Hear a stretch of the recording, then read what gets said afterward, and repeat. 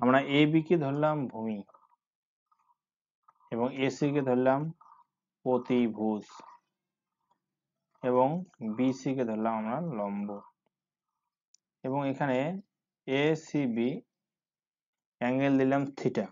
তাহলে এখানে আমরা সাইন থিটা সমান সমান আমরা লিখতে পারি লম্ব বাই অতিভুজ। এই বিষয়টা মনে রাখতে হবে, সাইন থিটা সমান সমান লম্ব বাই অতিভুজ। তাহলে এখানে লম্ব কোনটা? লম্ব আমরা দেখতে পাচ্ছি বিসি এবং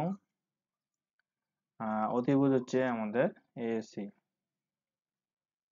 তো cos থিটা সমান সমান আমরা দেব যে ভূমি বাই অতিভুজ। তাহলে ভূমি এখানে এবি এবং অতিভুজ এখানে হচ্ছে এসি। মনে রাখতে হবে যে সাইন থিটার সময় আমরা লম্ব বসাবো উপরে, কস থিটার সময় আমরা ভূমি বসাবো। দেখো দু জায়গায় অতিভুজ আছে এবং নিচে আছে।